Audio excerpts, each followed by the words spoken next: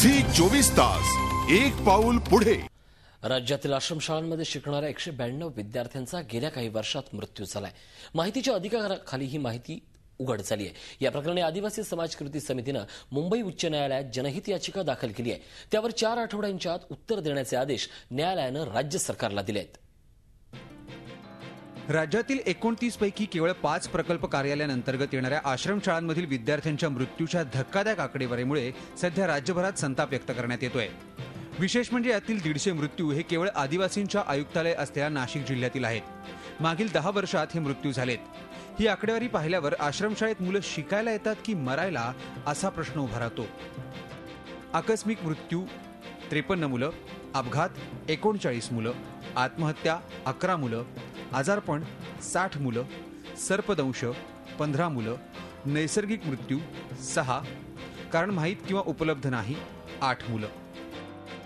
यात नाशिक प्रकल्पात 89 तर कळवण प्रकल्पात 50 मृत्यू झाल्याची माहिती देण्यात आली आहे। महाराष्ट्रात एकूण 1103 आश्रमशाळा आहेत। त्यामध्ये 3,98,090 विद्यार्थी निवासी शिक्षण घेतात।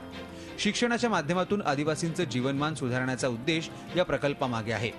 राज्यामध्ये सुमारे 29 प्रकल्प कार्यालयांमार्फत या सरकारी तसंच खासगी आश्रमशाळा चालवल्या जातात।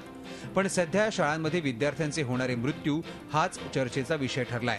माननीय उच्च न्यायालयाने काही नियम ठरवून द्यावेत, तसेच ज्यांच्या निष्काळजीपणामुळे हे विद्यार्थी मृत्युमुखी पडलेले आहेत त्यांच्या जबाबदाऱ्या निश्चित करावं व त्यांच्यावर कारवाई करावी अशी मागणी आपण माननीय उच्च न्यायालयात केलेली आहे। माननीय उच्च न्यायालयाने त्यावर राज्य सरकारला 4 आठवड्यात आपलं म्हणणं सादर 5 कार्यालयांच्या अखत्यारीतील माहिती त्यांना देण्यात आली। त्यामध्ये फक्त मृत्यूची संख्याच नाही तर मृत्यूची कारणंही धक्कादायक आहेत। इतकंच नव्हे तर या संदर्भात झालेली कारवाई ही किरकोळ स्वरूपाची आहे। या सगळ्या घटनांमध्ये केवळ 7 जणांना निलंबित किंवा बदली करण्यात आलंय। या संदर्भात आदिवासी कृती समितीनं अनेक ठिकाणी पाठपुरावा करूनही काहीच उपयोग झाला नाही। त्यामुळे अखेर कोर्टात याचिका दाखल करण्यात आली।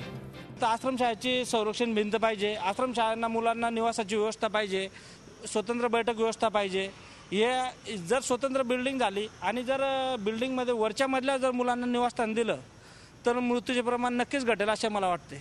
शेकडो विद्यार्थ्यांचा नाहक बळी जात असताना सरकारी यंत्रणा काय कामाची असाच संतप्त सवाल या निमित्तानं समोर येतोय। आदिवासींच्या विकासाचा कारभार नाशिक शहरातील याच आयुक्तालयातून हाकला जातो आणि याच नाशिक जिल्ह्यामध्ये सर्वाधिक विद्यार्थ्यांचे मृत्यू झाले आहेत।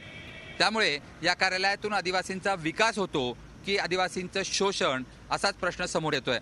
व्हिडिओ जर्नलिस्ट सोनू भिडे, पुण्याहून अरुण मेहत्रेसह योगेश खरे, झी मीडिया नाशिक। झी 24 तास एक पाऊल पुढे।